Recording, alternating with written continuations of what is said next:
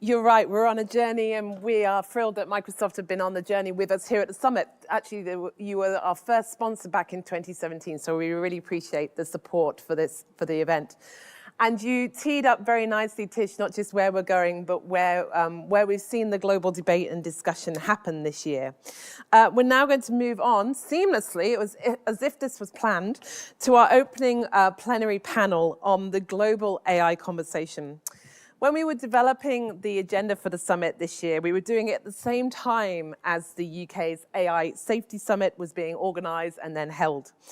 We, of course, seen, as Tish just mentioned, huge developments around the globe related to AI during the year, from the continued development of the OECD principles, the Hiroshima Agreement, the G7, the EU AI Act, of course, and the US executive order that we saw just on the around the summit.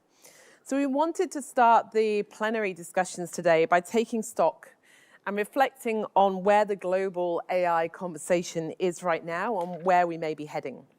And to do that, we have an amazing panel, which I'm very honored to be chairing today. We have some speakers joining us internationally, so they will be on the screen with us as well, as you would expect for a global AI conversation, and some in the room as well. For those of you that are watching online, we will have some time for Q&A, so please use the Q&A function. I can't point to where it might be, apologies, but use the function, and we've got a member of the team here that will, as well as a roving mic for those in the room, don't worry, you're not going to be left out. We will have some time for Q&A, but if you're online, please do share some questions with us as well. So to kick us off, I'm really pleased and honored to be welcoming to the stage in this opening plenary panel, the Global AI Conversation. Should be joining us, well, in the room is Simon Saffold, Director of Government Affairs at Microsoft, and Dr. Michael Cattell, the Ethics Fellow in the Alan Turing Institute's Public Policy Programme and a visiting lecturer at the Queen Mary University of London. So if I can ask Simon and Michael to join the stage with me, that would be wonderful. And then online we have Dr. Zeynep Engin, Chair and Director of Data for Policy, Camille Ford, researcher in the Global Governance, Regulation, Innovation and Digital Economy at the Centre for European Policy Studies, and Gabriela Ramos, the Assistant Director for Society and Human Sciences at UNESCO. Can we please all welcome them?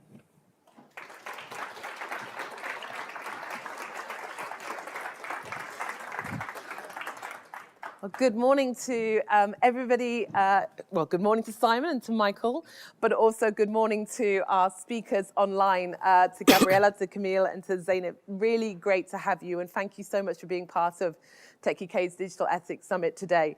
The title for this session is the Global AI Conversation.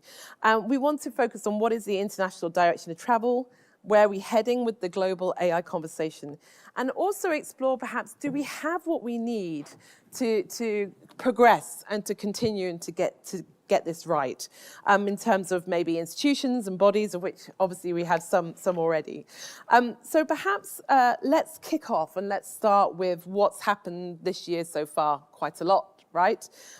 Starting with the positive and all the good things that have been achieved.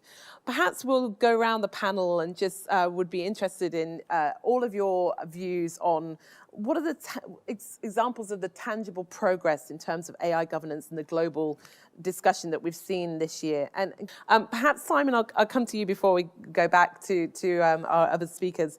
Just, where do you think, we've seen it in terms of the initiatives that have been achieved this year, and particularly thinking about how they've had to adapt really in terms of the kind of rapid acceleration of, LLMs and generative AI this year. How do you see where we are right now and what we've seen in 2023? Sure, thank you, and thanks for having me on the panel. I'm going to be super brief because you've heard a lot from Microsoft with the great exposition from Tish, and I'm interested to hear from others. So I guess the way that I would summarize where we are and sort of reviewing where we've gone over the last 12 months is if we were grading, and where we were sort of to your earlier point, December last year, and Tish was reflecting back, if we thought that international governance could have got us as far as we have, I don't think many people would have predicted that. Yeah. So if we look at the close to home in the AI Safety Summit, the work that's happened at the UN, in the EU, the G7, the G20, there's been a huge amount of progress. I don't think many people would have predicted that. And I guess you could sort of summarize that really by grading it against the depth that's been achieved and the breadth. So in terms of the depth, There's been a lot of progress building from principles into voluntary action through the White House commitments, through the codes of conduct. So there's a lot of voluntary action, which is more about concrete steps that companies and that countries can take.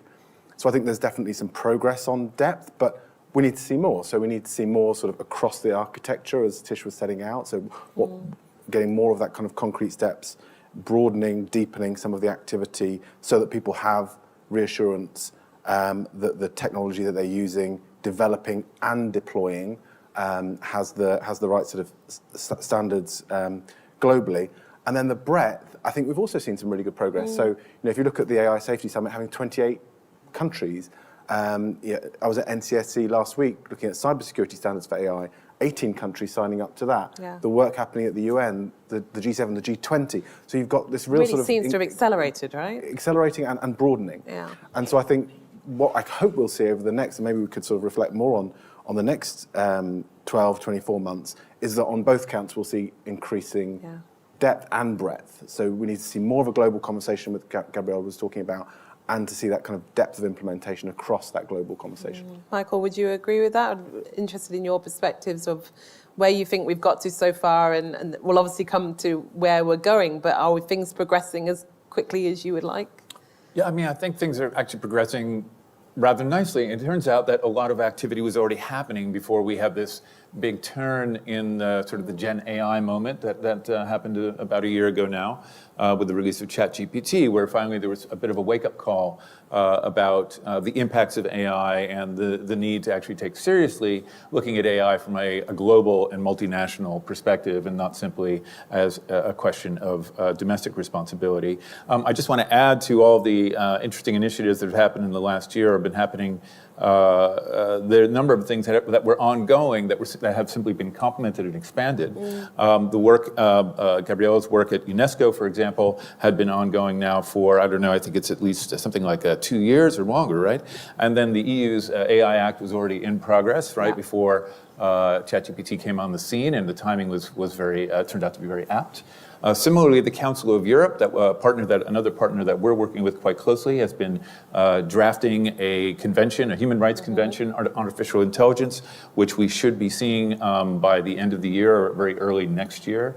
And the Turing, we are helping develop an impact assessment instrument to accompany that. And I think that in particular, the work of the Council of Europe really underscores how this is not, these are not national questions. These are world-spanning questions. I mean, the impacts of artificial intelligence, in addition to just the social impacts of how they affect people who use or are using the systems or are subject to the systems, we also have to think about the biospheric impacts of the systems, the energy requirements, the natural resource requirements, the labor required to label and annotate AI. These are multinational questions. These are international questions because they concern people in countries far away from the places that are receiving the most benefits from AI. We have a huge labor force labeling and annotating AI in the global south, where we are not sure when the richest benefits of AI are likely to reach the people who are on the ground. And so frameworks like the work of the Council of Europe and UNESCO and the EU's AI Act, I think, and also even President Biden's executive order stand to make this conversation broad and deep.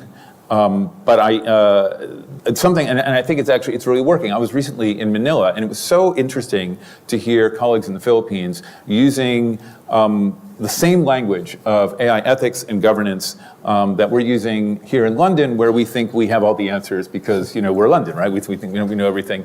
But it turns out that across the world, people are having these conversations. That the thinking and the explorations are very exciting, and I think they're going to get more so in the coming year. Yeah.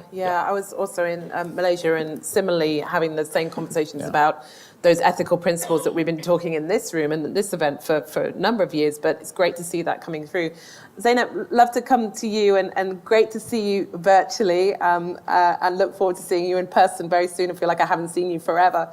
But love to get your perspectives on, the initiatives you've seen this year, and perhaps, broadly, for you and your view, are they developing in the right direction? Are they going in the right direction for what you think we need?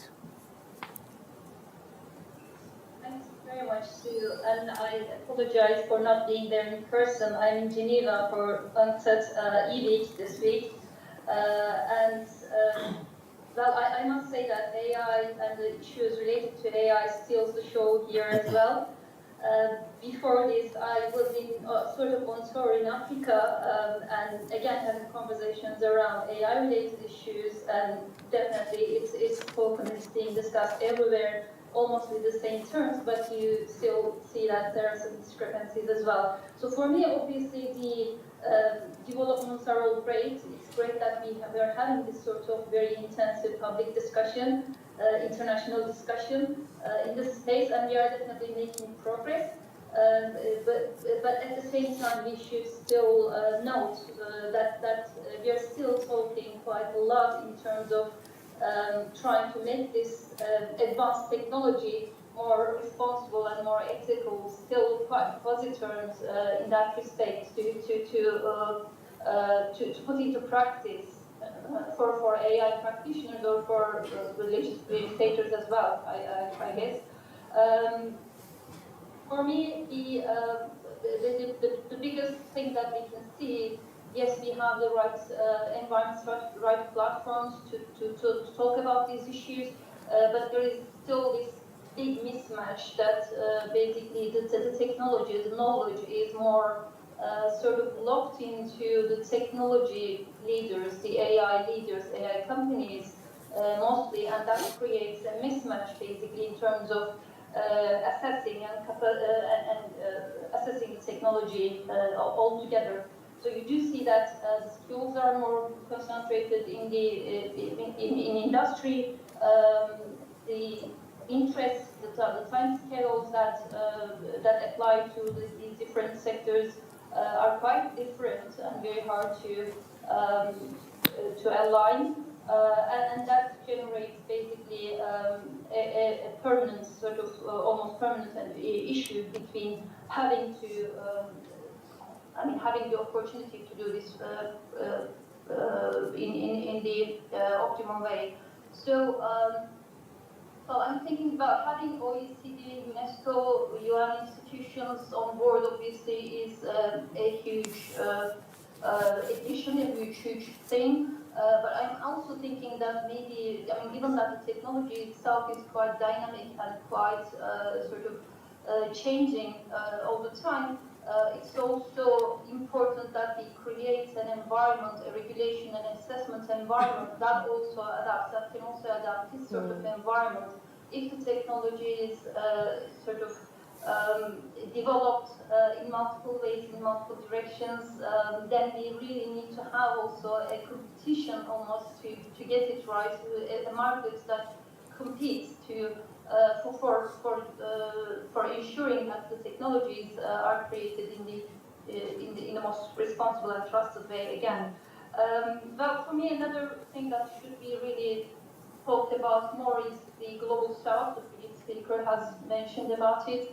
I spent some time, and in our conference, in data for policy conferences as well, we do observe this very clearly. We have missions coming through from 73 countries, but we can already see that the dominance is from global north, and well, it becomes quite self-selective, and when you see that when things are left to grow organically, then you do leave a big chunk of the global population behind, and that's not just for the sake of, I'm not just saying this for the sake of really, from an equality perspective, obviously there's a big conversation there to happen, but I'm thinking also, well, if you are saying that AI is, and regulation of AI is as big a problem as like climate challenge or other things, then, and if you are going to use this technology for social good, for public good in general, then we really need to have this conversation in a much more balanced way as well. So maybe I just stop here for now. Thank you. Thank you, Zeynep. Brilliant to have your input. And yes, we hear we've got to include everybody in this conversation, and as we move forward, and that includes, of course, the Global South. I'm sure we'll come back to that. Camille, love to get your perspectives on this conversation so far, because we've touched on kind of a lot of the good progress that's been made, perhaps some consistency that we're seeing in terms of the approaches, which I think are really underpinned by the ethical principles and the frameworks we've already developed. But as Zainab said, this technology is moving dynamically. So, thinking also in terms of, what would we like to see happen next? So any reflections from your side, from your view of where we've got to so far, but perhaps move us on to, we had the safety summit, we've had all these big global events and announcements this year, but what would you like to see happen next? Well, I think, as you said, I won't add to the mapping out that's been done by everyone already. But I think it's suffice to say that the global governance, or attempts at the global governance of AI, is a very crowded space with many overlapping initiatives. And I think I'd like to reiterate the point that it's good to see that there is a level of consensus on the principles. And one of my coworkers recently shared an interesting piece of research with me that came out from a Brazilian institution that was looking at actually over 200 of these documents. These documents that lay out from governmental institutions, academic institutions, private companies, civil society organizations, and they found that there's actually about 17 principles that resonate across, that are very consistently named. And while they aren't necessarily defined in the exact same way, we do see that this consensus is emerging in a way that's classifiable, from as someone sitting in a think tank from a research standpoint. And I think it's interesting to mention that what those sort of the top 5 of those were. The first most cited was transparency related. In the second spot, we had reliability and trustworthiness. In the third spot, looking at justice, equity, fairness, non-discrimination, then privacy, followed by accountability and liability. So it is interesting to see that those are really those areas of consensus that we're moving towards at the international level. And I think that's an important point to make. In terms of what we see next, I actually think that's something that's potentially on the horizon, is a little bit of collision as we move towards implementation or more concrete steps forward for the implementation of these various elements. And I think, in the context of this panel, the starting point being in some ways the UK Safety Summit, I think one of those areas where I see a need for additional conversation is really the concept of safety. Because as Gabriela mentioned, of course, the Safety Summit was very much focused on existential or catastrophic risks with a more narrow technological lens. And this seems to be the space that the UK is carving out for itself globally. And there's obviously going to be more safety summits in the future. There's the collaboration with the United States. So this is a conception of safety that is going to stick and that is getting sort of institutionalized at different levels. And so something that I've noticed in my research is that I think when I think of that conception of safety, I'm pulled back to some writing that's been done, for example, by there was a paper put out by Londra Nelson and Seth Lazar talking about AI safety on whose terms, and ensuring that we really place that conception of safety in broader socio-technical terms, and looking at what that means practically. So we take into account the political economy of AI, taking into account the resources that have been mentioned by other colleagues on this panel, the environmental resources, the data, the exploited labor that is sometimes, we've seen examples of, for example, data labeling being outsourced to individuals in the global south, and that labor not being, within the frameworks of what we would consider labor rights in the Western world. And to make those things stick, we need to understand how advanced AI systems will be developed and how they will be used, and that necessitates understanding people and societies and not just the technologies. So I think the main point that moving forward, I think there's important work to be done on looking at the risks of actual existing AI systems, the risks that they pose now, rather than overly focusing on designing technical mitigations for risks that don't exist yet. And because those high-level conversations and processes have been so heavily concentrated in wealthy, like-minded nations, in making sure that that conception of safety doesn't get overly institutionalized at the expense of the actors, especially that have not yet been as much part of the conversation. So that's sort of where I see the future of this conversation heading. Yeah, thank you, Camille. Really interesting, and also goes back to my opening remarks of we've seen a lot of progress. We've seen a lot of movement, and you've all excellently explained what we've seen this year, but still a lot more to do and still a lot more to discuss and to consider. So that kind of brings me on to a little bit of like, well, do we have what we need to have that conversation and to get this right? You know, do we need to be building new international institutions or bodies to ensure, you know, the long-term development and continuation of this conversation? I suppose, you know, do we have what we need, or is there something missing? And Zeynep, I'll come to you in a minute in terms of, particularly from a global south perspective, you know, is there something missing? But Simon, perhaps start with you. You know, do we have the institutions, obviously great institutions like UNESCO and the OECD and others, but is there something missing that we need that we don't have right now? I think that's a great question. So I think there's a lot, as you say, that's already there. I think we can build out of principles and the work that institutions have done in the frameworks and the principles that people have talked about. I think we're going into a year where there's already going to be a really busy agenda, whether that's through great work happening at UNESCO, the Italian G7, the Brazilian G20, building on all of the work, the summits, the next summit. We've got 2 next year, right? Yeah. So I thought, the point about, that this is a busy field, and so how we ensure that we get the right sort of ecosystem effects, that there's the right interoperability between all of these, and that is a kind of consistent conversation across all of those, I think is really important. So I think the answer to your question is broadly yes, but it's sort of how all these things come together. And then I think there are things that it would be great to see coming through all of those processes that I've mentioned and others. So extending the G7 codes of conduct to focus on deploying the systems as well as the developers of the systems, accelerating evaluations, accelerating the science evaluations, how we do those evaluations consistently, monitoring the application of them. So to your question about sort of institutions, perhaps there is a need for an institution that thinks about monitoring of the standards globally. So what's being done? How do we look across exactly what's actually been done to apply some of these important principles and voluntary commitments? And then there probably is something to think about the scale beyond G7, beyond G20, into other institutions. So sort of what are the frameworks for that? So I think there's a lot there. There's a lot to think about in terms of how we ensure the interoperability, consistency across. But there probably are some areas, particularly on monitoring and kind of breadth, expanding across globally, where we probably do need something more.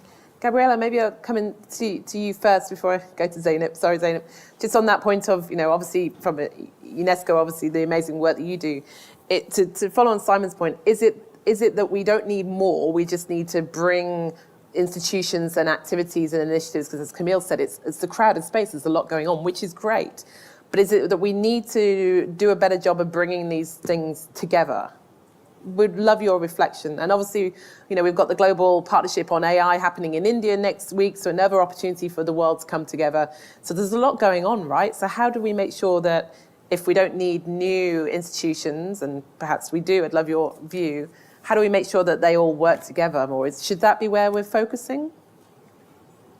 Well, let me just say that I find these very interesting proposals of creating new institutions with a little bit of salt.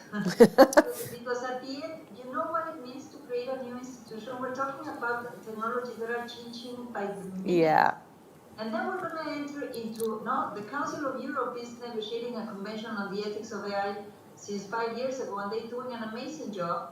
They might be able to have a convention, I don't know when, maybe in 5 years' time, I don't know. And then the question is, how effective is that? Does the countries give enough mandate to track, to monitor? Are countries going to be relinquishing and having a monitoring system from global? I'm not sure. I mean, these are questions that are, and I think that's the wrong debate to have. Because what we need to do is to as the rest of the panelists have mentioned, to stick to the principles that we know we have, how to make these things accountable, how to make these things responsible, how to make them delivering for good, and actually how to upend the rule of law, because this is exactly what we are asking. And this is the question, because many times we turn this into a very technological conversation in terms of trying to understand exactly how the technologies work and how do we curtail racist algorithms, and that's not the point. The point is, in the rule of law, because that's the way it works, you don't track everything that is being done in all the sectors. You can't. What you do is that whenever there is something going wrong, you need to have the means for redressal and you need to have the liability regimes, and that's where I would need to put the emphasis to be able to establish the incentives for these technologies to deliver for good. But I have to say, maybe I'm biased because I have been for 20 years, now 3 years at UNESCO, before at the OECD, being the Sherpa to the G20. And the fact is that I believe in soft law. I believe in soft law because then you get the standard of UNESCO, the standards of the OECD, the standards in many places, not in the European Union. The European Union are going to be binding, and that's very interesting.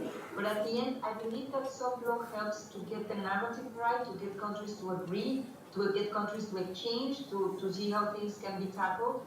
Before I did it with the tax issues at the OECD.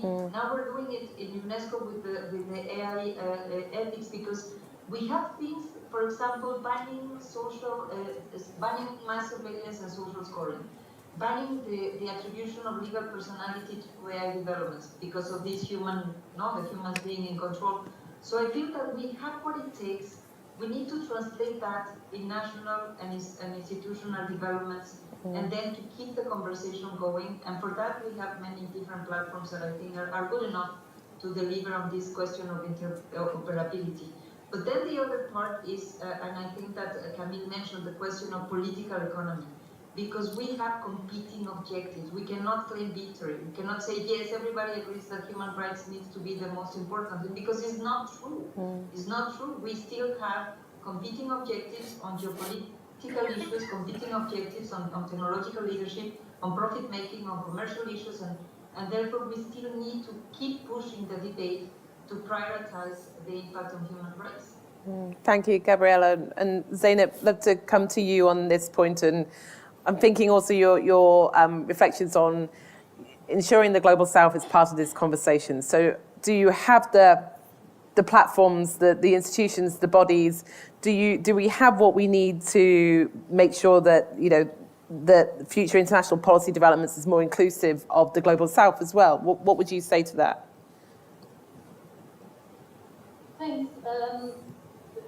Before I go into that, I just want to say that I think intergovernmental organizations, in terms of intergovernmental organizations, we are doing quite fine. But what I think is probably, what I feel is a bit less in existence is this maybe cross-border into community-led initiatives, really community-led efforts in this space, because the understanding between the advanced tech community and the regulatory bodies can be captured in that sort of, I think, third-party, almost trusted organizations that are community-led.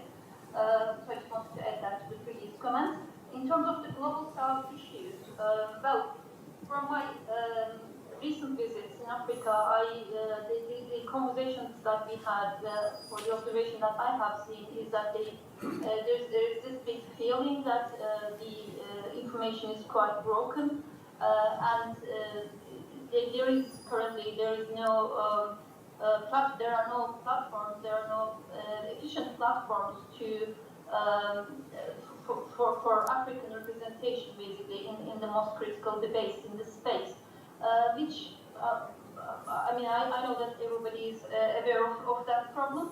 But in terms of also the AI sector as a whole, development of AI sector in the region, you clearly come across some very practical issues in terms of preventing people's basically participation in this space altogether. When AI is a very resource-hungry technology, clearly it requires, in the first place, electricity, quite a lot of electricity, especially if you think about LLM type of really advanced processing technologies that require a lot of electricity. There is quite a big sort of issue there to consider whether this is the right way to use, this is a priority area to use when people's livelihoods are sort of at stake in some regions. So there are those very practical issues as well. But I'm thinking that, my feeling is, again,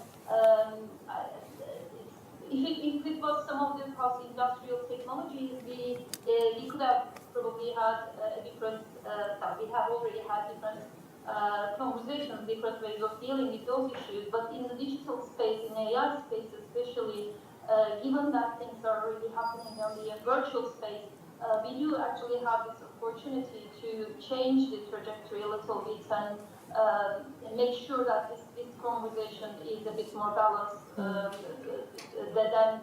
we had it before.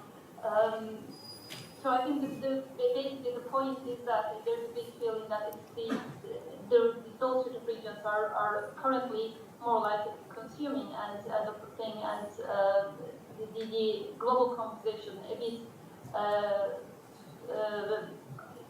like not touchable. Thank you, Zeynep. Really, really fascinating, and still time to change, and still time to get this right, which is really important. So we've got about 10. Actually, we've got about 5 minutes left. So is there? I've got a final question that I wanted to ask all the panel around. What does success look like, perhaps a year from now, or when we meet in France for the second of the AI Summit it'll be November, and then we meet again in December. But before I ask the panel, I see the panel thinking. So to give you a bit of time, are there any questions in the room or online for our panel? I'm just looking. Okay, I've got a couple of hands up, and a roving mic is coming to you. So Margarita, can we go over there? So there's a hand up with a black sleeve, and then a hand up with a green and black sleeve, I think. Can we take both? And then hopefully online you should be able to hear, and then come to the room as well. So your question, please. Hi, thanks for your talk. I work in public policy, so I'm interested to know about what you think about the impact of the Online Safety Act that just passed. I haven't heard much about that today, so I'd be interested to hear your thoughts. Thank you. Okay, that's the UK's Online Safety Act. Okay, maybe a question for those in the room rather than our visitors online. And then the gentleman, I believe, with the hat, yes? Hi, I'm Seb from Computer Weekly, and I kind of wanted to drill a bit more into that geopolitical question. So we're kind of heading for a bit of a tripolar world dominated by the US, China, and the EU. Better than the unipolar world just dominated by Americans, I'll give it that. But how do we actually get all these voices and set up forums to get everyone else to have a say and kind of correct that power balance? And I think certain things like, if you look at nuclear proliferation or the UN Security Council, it's dominated by a very small group of people still. So like the nuclear thing, I think like 9 or 10 countries have nukes and everyone else wants to get rid of them pretty much. So how do you stop similar things where the people in powerful positions with AI aren't just able to kind of dictate what they want to the rest of the world in the way that they're doing in lots of other fields now? Okay, so actually a good split in international and UK question. Let's start with the, obviously Michael and Simon, maybe I may point to you both on the Online Safety Act. Obviously it's could be a panel all in itself, but any reflections on that? Shall I start? Yeah. I think the Online Safety Act, as it is now, is a really good example of something that we haven't talked much about in the session, which is the importance of domestic law, regulation, which we will policy. be coming on to. So I won't go too much into that. I'll save that for later. But I think it's a really good example of an approach where you say, and going back to the architecture, the technology stack that Tish was talking about earlier, at the application layer predominantly, which is where people will be experiencing products and services that use AI, actually it's sensible to think about existing regulators with law that's required for the things that we're trying to achieve through that regulation, like safety, like online safety. And then we think about what is it about AI in that context that is particular, that is different, that is important. Yeah. And so, as we think about AI services on top of user-to-user services or search and things like that. So I think there's a pragmatic conversation. Yeah. I think it's a good approach. And the way that the UK government, sort of more broadly than the Online Safety Act, is thinking about sectoral regulation across different areas of policy is sensible. And then the question that you kind of then come on to is then what do you need to do at the model layer, what do you need to do at the infrastructure layer that is additive to that. Yeah. But I think the pragmatic approach of thinking about safety, and then what does AI mean for that is sensible. Michael? Yeah, I mean, I think the Online Safety Act is a really clear indication of something that I think we've been all talking about, is that all these systems are fundamentally human systems, right? These are not, we are not, powerless in the face of the sort of essentialist nature of these technologies, that we can actually be thinking and should be thinking more broadly about who are the people who are using the systems and who should take responsibility for them, rather than to just throw up our hands and say, oh, these systems do what they do, we're helpless, they're too powerful, they're more powerful than we are. Actually, they're not. They are systems that are developed by humans to carry out human goals, to achieve human desires. And the Online Safety Act, I think, is an example of taking that seriously and recognizing that actually we can do things like, and that we don't have to just sort of let the market or let the let the technology take care of itself. On the other hand, though, there are a lot of critiques about the Online Safety Bill, about potential overreach, about perhaps giving government too strong a role in the activities that take place online, when governments are themselves possibly one source of risk for people's safety that we should think about. I mean, we like to believe when we live in democratic societies that we are safe from our governments, but many people who live in democratic societies would argue that they are not safe from their governments. And then there are, of course, governments all over the world that may claim to be democratic or don't claim to be particularly democratic, who, of course, are not particularly safe for their citizens. So I would just caution that a little bit too much confidence in the ability of a government to keep us safe online could lead us down a tricky path. But it is promising, like I said, that it places the humans and the human actors back into the center of the technological question, where I think they belong. Thank you, Michael. So I'm just going to turn to our virtual speakers for that international question of, the question was, I'm going to paraphrase and probably get it wrong, so apologies, that the kind of US, the China, EU,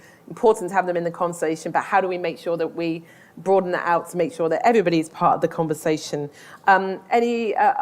Gabriela, Camille, Zainab, anybody would like to step in on that or provide a view or an answer to that question? Gabriela, over to you. Well, first let me tell you that you asked the question, what success will look like. Yes. And I think that I'm hearing from our colleagues on site, but also from the public.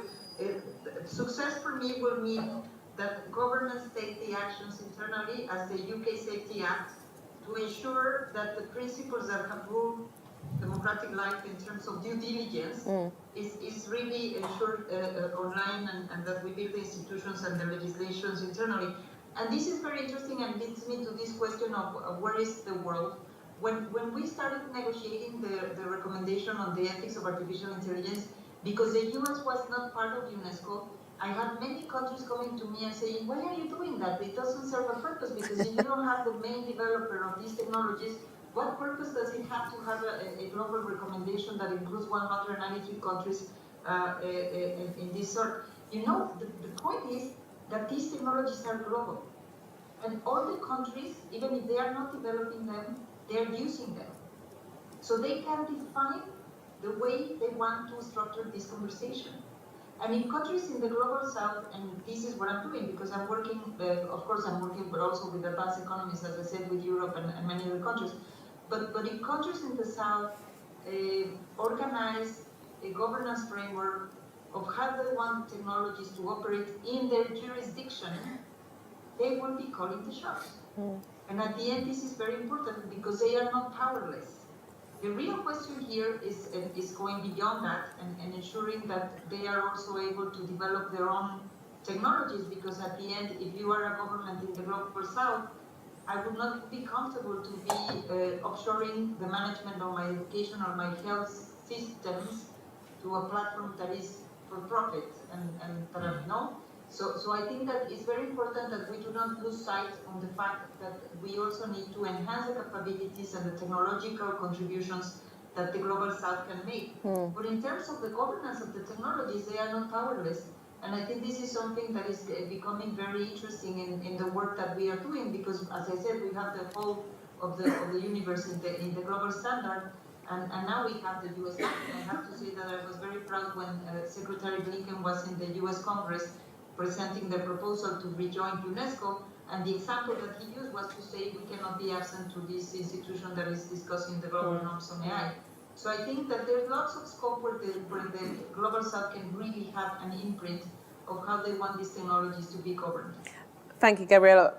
We have run out of time, but I just want to very quickly give each of our panelists, I'm going to be really strict, like 30 seconds, 40 seconds, and I know it's really incredibly hard, of what does success look like 1 year from now? So when the global leaders meet again in France, what at the third summit, what will success look like? Camille, I'll go to you first, and then Zeynep, and then Gabriella, if I may, as you mentioned, what's the success look like, and then I'll come to the room. Thank you. Camille. I'll be brief, of course, but sitting in Brussels, I'd be remiss not to mention that today is the final trilogue of the AI Act for 2023, and so from here, success looks like getting that passed, hopefully today, but definitely is sometime in the next year, and seeing the implementation move forward. With Yes, the AI Act. we will look. We will wait to see what happens today. Zeynep. Okay, well, for me, it's great that we are having this global conversation, but the point is really to get this balance between, well, you see that each of the different regions are also quite concerned about their own digital sovereignty, ownership of their data, their virtual digital activity as well. I think it's this balance, fine balance that, and the fact that we cannot basically treat AI or data or these sort of technologies national, within national boundaries, we cannot treat them. We have to have the conversation global, but that balance between global conversation versus local sovereignty, respecting local ownership, or the effect, the impact of local solutions is where I would like to see a bit more conversation around. Great, thank you. And then Michael? Yeah, I think the two things. One is that I think the idea that we need to expand the notion of safety to, in fact, maybe even remove that word and focus instead on justice. I think that's the first and foremost. And then next, I think that the next summit, whatever we're going to call it, does not take place in North America or Europe, but takes place in a global South country where the conversation can decenter the most powerful voices that have been Very present so far. interesting. Yeah, and then Simon, last word. So I would say progress on domestic policy, building out the domestic framework and making that in an interoperable context globally.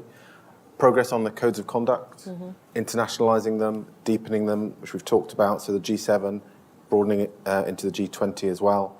And then I do think progress on the global institutional framework for monitoring, for evaluation. So I think civil aviation, potentially a better analogy than nuclear. We need to be in a world where we can deploy this technology and develop this technology all over the world. And so in the same way that you can fly to any country in the world, we do need an institutional framework that allows safety and monitoring of that globally. Great. Well, maybe we'll all have to come back in December next year and find out where the progress has been on all those things. But in the meantime, a fascinating conversation. And thank you to Simon, to Michael, to Zeynep, to Camille, and to Gabriella for joining us today. And please, let's thank them for a wonderful discussion. Thank you.